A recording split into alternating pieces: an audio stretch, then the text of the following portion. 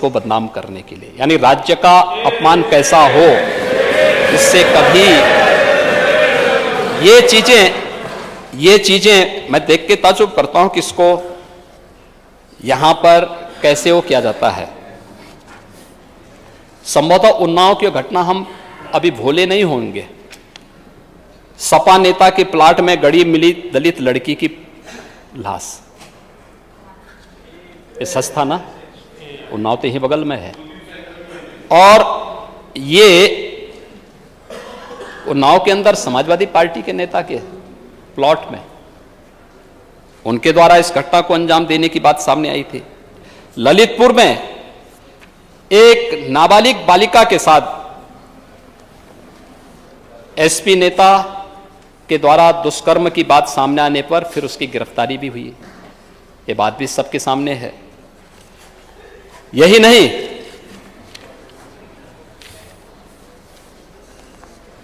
और भी तमाम मेरे सामने तो बहुत बड़ी वो है, लेकिन अगर मैं इसको पढ़ने लग जाऊंगा तो अनावश्यक रूप से एक वैसी स्थिति पैदा होगी। ज़्यादा नहीं बोलूंगा, लेकिन थोड़े बहुत हम कर लेंगे। यहाँ पर चोरी के वाहन के साथ एसपी नेता गिरफ्तार, 12 engine, 10 gear box, 2 Scorpio Tata 407 समेत कई वाहन सामान बरामद किए गए। यानी अब ये लोग कानून व्यवस्था के बारे में हमसे प्रश्न करते हैं, वे भारतीय जनता पार्टी के कार्यकर्ताओं के बारे में प्रश्न करते हैं। क्या यह सच नहीं कि पिछली सरकारों के समय थाना और तहसीलें गिरवी रख दी जाती थी? एक भी भारतीय जनता पार्टी का कार्यकर्ता किसी थाने में नहीं जाता है, किसी तहसील में नहीं जाता है, अनावश्यक सिफारिश करने नहीं जाता है। और कोई भारतीय जनता पार्टी का कार्यकर्ता ट्रांसफर पोस्टिंग में उसको सौदेबाजी नहीं करता है, उसका उद्योग नहीं बनाता है। लेकिन भारतीय जनता पार्टी के कार्यकर्ताओं को भी यहां कटघरे में खड़ा करने का प्रयास किया गया। हम सच्चाई को क्यों जो है स्वीकार नहीं कर पाते हैं? और मुझे लगता है कि जिस दिन व्यक्ति सच स्वीकार कर लेगा ना, बहुत सारी समस्याओं का स्वतः समाधान होता हुआ दिखाई देगा। लेकिन सच न स्वीकार करना ही मुझे लगता है कि जनता जनार्दन के द्वारा जो ये जनादेश दिया गया ना, उसी का एक परिणाम भी है। जनता जानती है कि कितना सच बोलेंगे आप लोग, इसलिए जो है उसमें बहुत ज़्यादा विश्वास भी नहीं करती है और आप लोगों को जो है बार बार उधर की व्यवस्था उधर करने का काम भी कर रही है। मेडिकल कॉलेजेस की स्थिति क्या थी महोदय? प्रदेश के अंदर अगर हम इसकी चर्चा कर ही लें, प्रदेश के अंदर कैसे यहां की व्यवस्था को कैसे बदनाम करने का काम किया गया यूपी को, और कैसे उत्तर प्रदेश के अंदर स्वास्थ्य की सुविधाएं 2017 के पहले बदहाल थी। स्वास्थ्य की सुविधाओं को भारत सरकार life support ambulance Uttar Pradesh सरकार को देना चाहती थी। लाइफ सपोर्ट एम्बुलेंस पिछली सरकार ने नहीं ली, फ्री में मिल रही थी, नहीं ली। मार्च 17 में जब मुख्यमंत्री बना, मुझे पता लगा कि हमें लाइफ सपोर्ट एम्बुलेंस मिल रही हैं, तो मैंने उस समय के अपने स्वास्थ्य मंत्री जी से कहा, मैंने कहा भी क्या शर्त इसकी है? कहा कोई शर्त नहीं, केवल एक पत्र हमारा जाना है, हम उसको स्वीकार करें। हमारे स्वास्थ्य मंत्री गए और वे सभी लाइफ सपोर्ट एम्बुलेंस यूपी को प्राप्त हुई है। हर जनपद में आज के दिन हमारे पास बड़े जनपद में 4 से 5, छोटे जनपद में 2 से 3 life support ambulance Uttar Pradesh के अंदर मौजूद हैं। उनकी कीमत को हम लोगों ने कोविड कालखंड में पहचाना है कि क्या उसकी कीमत होती है, कि उसका महत्व क्या होता है, वह भी हम लोगों ने प्रदेश के अंदर देखा। दूसरा, इससे ज्यादा प्रमाण और क्या हो सकता है कि प्रदेश ने अपने यहां जो लक्ष्य इस दिशा में प्राप्त किया है। मैं अभी भारत सरकार के कुछ डाटा देख रहा था और मैं इस चीज को देख रहा था कि कैसे उत्तर प्रदेश ने स्वास्थ्य सूचकांक में एक बेहतर स्थान प्राप्त किया है। खासतौर पर एनएफएचएस के जो फोर्थ की जो तुलना में एनएफएचएस की फिफ्थ में जो संस्थागत प्रसव की संख्या है वह 67.80% से बढ़कर के 83.4% हुई है और यह राष्ट्रीय औसत में जबकि यानी इस दौरान मात्र 9.67% की बढ़ोतरी हुई उत्तर प्रदेश में। इसमें सर्वाधिक बढ़ोतरी उत्तर प्रदेश के अंदर हुई। टीकाकरण में बच्चों के टीकाकरण के लक्ष्य को भी उत्तर प्रदेश ने बेहतर तरीके से पूरा किया और उत्तर प्रदेश ने जो हमेशा उत्तर प्रदेश में लिंगानुपात को लेकर के तमाम हमारे जनपदों पे आरोप प्रत्यारोप लगते थे, उसको भी बेहतर करने का कार्य किया। ये चीजें दिखाती हैं उत्तर प्रदेश के अंदर मैटरनल एनीमिया में, संस्थागत प्रसव में, शिशु मृत्यु दर में और सभी अन्य मानकों में विगत 5 वर्ष के अंदर अभूतपूर्व सुधार हुआ। आजादी में 1947 से लेकर के 2017 तक प्रदेश में राज्य सरकार के स्तर पर मात्र 12 गवर्नमेंट मेडिकल कॉलेज खुल पाए थे 70 वर्षों में और 17 से लेकर के अब तक हम लोग 33 नए मेडिकल कॉलेज का निर्माण या तो प्रारंभ या तो कर चुके हैं या प्रारंभ कर रहे हैं, चल रहा है, उसमें कार्य चल रहा है। 1 डिस्ट्रिक्ट 1 मेडिकल कॉलेज के लक्ष्य को प्राप्त करने की दिशा में राज्य सरकार तेजी के साथ आगे बढ़ रही है। प्रदेश के अंदर एम्बुलेंस के बेड़े को बढ़ाने, उसकी स्ट्रेंथनिंग करने, उसको डिसेंट्रलाइज करने की कार्रवाई भी युद्ध स्तर पर वर्तमान में चल रही है और इससे ज्यादा प्रमाण और क्या हो सकता है। महोदय, इस सदी की सबसे बड़ी महामारी कोरोना आया था और कोरोना कालखंड में हर व्यक्ति परेशान था, नई बीमारी थी, कोई उपचार नहीं था, क्या होना है। उस समय विपक्ष ने किस प्रकार की भूमिका का निर्वहन किया था, क्या स्थिति थी। अरे कोरोना एक अदृश्य शत्रु था, होना यह चाहिए था कि हम सबको मिलकर प्रधानमंत्री मोदी जी के साथ मिलकर के देश की लड़ाई को आगे बढ़ाना चाहिए था। पहली बार हुआ जब प्रधानमंत्री यानी किसी देश का कोई प्रधानमंत्री देश का नेतृत्व, देश को लीड कर रहा हो और फ्रंट फुट पर आकर के लोगों को नेतृत्व दे रहा हो, लेकिन विपक्ष उसमें भी राजनीति करने से नहीं चूका। आपने देखा होगा कहां थे लोग लॉकडाउन के दौरान, जरूरतमंदों को भोजन देने में किसी का पता नहीं। राजनीतिक विपक्षी दलों के नेता गायब, उनके कार्यकर्ता गायब। अकेले भारतीय जनता पार्टी थी जिसने प्रधानमंत्री मोदी जी के निर्देशन पर उस समय एक अभियान छेड़ा, सेवा ही संगठन है, यानी सेवा को संगठन मान करके हम सेवा करेंगे, अपनी जान की परवाह नहीं करेंगे और सेवा ही संगठन है। भारतीय जनता पार्टी का कार्यकर्ता, विचार परिवार का कार्यकर्ता, राष्ट्रीय स्वयंसेवक संघ का कार्यकर्ता एक एक घर में गया, एक एक व्यक्ति को सहायता देने में उसने किसी भी प्रकार की कोई कोताही नहीं बरती, कोई भेदभाव नहीं किया, हर एक घर तक पहुंचा था और सरकार भी उसी आधार पर प्रधानमंत्री मोदी जी के नेतृत्व में काम कर रही थी। महोदय, परिणाम आए। मैं कुछ डाटा दे रहा हूं और नेता प्रतिपक्ष अगर उसको नोट कर लेंगे तो अच्छा होगा कि ये चीजें उनके लिए बहुत महत्वपूर्ण होंगी। आप प्रोसीडिंग का हिस्सा ही मंगा सकते हैं, कोई दिक्कत नहीं है, लेकिन मैं चाहूंगा कि नोट करेंगे तो एक गंभीरता बनेगी, लोगों को सुनने में अच्छा भी लगेगा।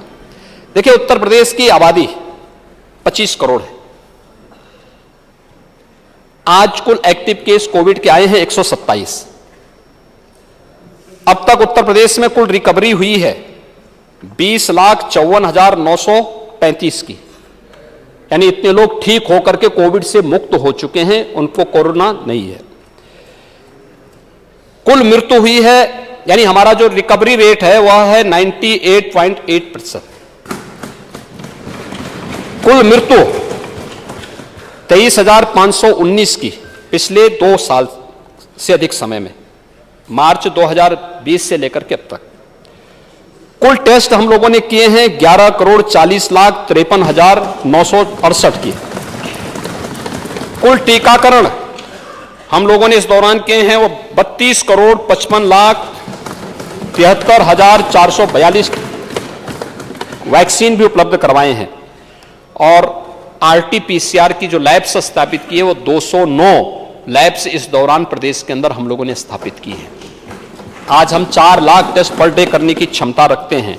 हमारे पास जो कुल बेड्स हैं 1,61,000 से अधिक हमारे पास बेड्स मौजूद हैं जो कोविड के लेवल 1, लेवल 2, लेवल 3 के हैं, जिसमें हम कोविड के पेशेंट को उपचार की सुविधा उपलब्ध करा सकते हैं। और महोदय, अगर मैं इसकी तुलना अन्य राज्यों से करूं, यद्यपि ये बेमानी होगी, लेकिन फिर भी मैंने कहा यहां पे जो ये कहते हैं कि यूपी में बदहाल स्थिति है, बदहाल स्थिति, तो बदहाल स्थिति इसलिए है क्योंकि विरासत में हमें बदहाल स्थिति मिली थी। अगर हमें अच्छी स्थिति मिली होती तो हम उसको और अच्छा करते। हमें बदहाल मिली थी, उस बदहाल से उभारने में कुछ तो समय लगता। 5 साल में हमने उसे बदहाली की स्थिति से ऊपर किया। ठीक कहा हमारे डिप्टी सीएम श्री ब्रजेश पाठक जी ने कि जो बदहाल स्थिति हमें मिली थी उस पर हमें शर्म आती है, क्योंकि जो बदहाल स्थिति उस समय मिली थी 17 में, क्या स्थिति थी उस समय? उस समय की स्थिति बदहाल थी। और उसी स्थिति पे उन्होंने टिप्पणी की थी कि हमें विरासत में विपरीत परिस्थितियां मिली थी, उस बदहाल स्थिति को उभारने में हमें समय मिला। 3 वर्ष का कार्यकाल मात्र मिला, क्योंकि 2 साल तो कोविड प्रबंधन में हमारी पूरी ताकत खर्च हुई, पूरा हमें संसाधन उसमें झोंकने पड़े। अगर महोदय मैं महाराष्ट्र की तुलना करूं, क्योंकि महाराष्ट्र के इनके मित्र कभी कभी यहां आते हैं, चुनाव में भी सहयोग करने के लिए पहुंचे थे। महाराष्ट्र की कुल जनसंख्या है 12,57,00,000, यानी यूपी की आबादी की आधी। वहां पर पॉजिटिव केस कुल हुए थे 78,83,818। नोट कर लें, हमारे यहां जो हुआ है वह 20,54,935 ये रिकवरी हुई है। और प्लस इसमें आज के जो एक्टिव केस होंगे उस एक्टिव केस को जोड़ेंगे। आज एक्टिव केस हमारे यहां कुल यहां पे उत्तर प्रदेश में 878 के आसपास बचे हैं। तो ये इसको जोड़ लेंगे, कुल हमारे पास इतने पॉजिटिव हुए हैं। लेकिन महाराष्ट्र में पॉजिटिव केस कितने हैं? 78,83,818 हुए थे। मृत्यु हुई 1,47,857 की। 1,47,857। यूपी की आधी आबादी, मृत्यु यूपी से कई गुना ज्यादा। यूपी में 23,519। कुल टीकाकरण वहां हुआ है 16,65,00,000। अब दूसरे इनके मित्र हैं दिल्ली में, जिन्होंने यूपी और बिहार के श्रमिकों को और नौजवानों को दिल्ली से बाहर कर दिया था। कुल आबादी है 3 करोड़। पॉजिटिव केस हैं, कुल पॉजिटिव केस वहां हुए थे 18,68,550। मृत्यु हुई 26,160।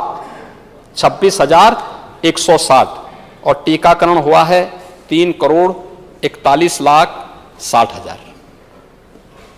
अब दुनिया में भी इनको बताते हैं, जहां से हमारे नेता प्रतिपक्ष आकर के इन्होंने इंफ्रास्ट्रक्चर को देखा है पहली बार, यानी एक्सप्रेसवे कैसे बननी चाहिए। उनको जहां लगता था कि वहां ज्यादा बेहतर है, वहां का प्रबंधन भी देख लेना। यूएस में कुल आबादी है 33 करोड़। जो पॉजिटिव केसेस वहां हुए थे उनकी संख्या थी 8,37,62,000। और मृत्यु हुई है 10,02,524। ब्राजील आबादी है 21,28,00,000। कुल पॉजिटिव केसेस हुए हैं 3,02,52,618। और मृत्यु हुई है 6,62,011 की। महोदय, कोविड प्रबंधन प्रधानमंत्री मोदी जी के नेतृत्व में देश ने अपने सभी संसाधनों को लगा करके पूरा करने का काम किया। जीवन भी बचाना है, जीविका को भी बचाना है।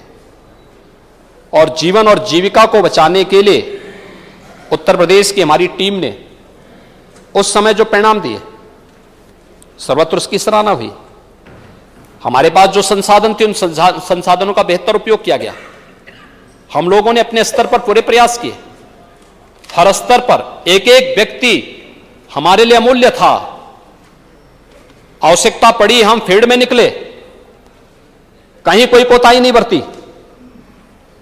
उन सब के प्रति हमारी संवेदना है जिन्होंने अपने प्रियजनों को खोया है। और उस दौरान फ्री में टेस्ट, फ्री में उपचार, फ्री में वैक्सीन, फ्री में खाद्यान्न, ये सभी सुविधाएं भी हर एक व्यक्ति को उपलब्ध करवाने का कार्य भी पूरे देश के अंदर हुआ है और उत्तर प्रदेश ने भी उसका पालन किया गया। ये सभी चीजें हुई। ये अगर इसमें विपक्ष के मित्रगण भी सहभागी बनकर के इस कार्यक्रम में और अच्छे ढंग से आगे बढ़ाने में योगदान देते तो जनता जनार्दन के सामने भी इसका अच्छा मैसेज जाता। उनके मन में भी बात जाती कि देखिए, इनके मन में एक रुचि है, लोग कार्य करना चाहते हैं, अच्छा भाव होता। लेकिन हमारे मित्रगण इस बारे में सोचने की फुर्सत ही नहीं थी और उन्होंने ये सभी कार्य अपने स्तर पर उन्होंने उस समय उसे ऐसे ही हल्केपन से लेने का काम किया था। और बहुत सारे लोगों ने तो वैक्सीन भी नहीं ली, कहा साहब हम वैक्सीन नहीं लेंगे। कितने लोग गुमराह हुए इससे, जिम्मेदार, बहुत नुकसान हुआ होगा। लेकिन कोई ले ना ले, लेकिन आप सार्वजनिक रूप से क्यों बोल रहे हैं? और वैक्सीन ये बीजेपी की नहीं होती है, व्यक्ति विशेष की नहीं होती, वैक्सीन देश की वैक्सीन थी। हमें गौरव की अनुभूति होनी चाहिए, हमें सबको इस बारे में कहना चाहिए था। कैसे आप कह सकते हैं कि वैक्सीन बीजेपी वैक्सीन है? कैसे आप कह सकते हैं मोदी वैक्सीन है? प्रधानमंत्री जी ने सबको दिया। सच है कि कोविड कालखंड में प्रधानमंत्री जी ने उन लैब्स का दौरा किया, सरकार की तरफ से उन्हें इंसेंटिव दिए, सहयोग किया, प्रोत्साहित किया। और पहली बार इतिहास में भारत ने किसी महामारी के रहते हुए अपने यहां वैक्सीन बनाई। एक नहीं, 6 वैक्सीन भारत के अंदर बनी। 2 वैक्सीन भारत के नागरिकों को भी लगी। 100 से अधिक देशों को भारत ने वैक्सीन की आपूर्ति की। और आज वही तो कारण है कि वैश्विक स्तर पर भारत का सम्मान बढ़ा है। कहीं भी कोई बात होती है, भारत के प्रति लोगों के मन में एक भाव पैदा होता है, सम्मान का भाव पैदा होता है। भारत लीड करेगा दुनिया को, एक भाव। यही कारण है क्योंकि उस प्रकार के कार्यक्रम किए गए। हमें जहां पे देश के सम्मान की बात आएगी, मुझे लगता है दलीय उससे ऊपर उठ करके हमें देश के साथ खड़ा होना होगा। क्या ये बड़ा मन अटल जी ने नहीं किया था? 1971 के युद्ध में किया था। उस समय देश अपने दुश्मन के खिलाफ युद्ध लड़ रहा था और अटल जी ने उस समय मजबूती के साथ तत्कालीन सरकार को समर्थन किया था। क्या ये सच नहीं? जब लोकतंत्र का गला घोंटा जा रहा था, तब भारतीय जनता पार्टी, तब भारतीय जनसंघ ने अपने आप को विसर्जित करके कहा था कि लोकतंत्र को पहले बचाओ, देश को पहले बचाओ, पार्टियां बचती रहेंगे। और उस समय काम भी किया था। क्या हम इन दलीय सीमाओं से ऊपर उठ करके देश के बारे में सोच पाएंगे, अपने नागरिकों के बारे में सोच पाएंगे? और मुझे लगता है ये सोच अगर होती तो इस कभी वो नहीं होती, इस प्रकार के प्रश्न नहीं खड़े होते यहां पे।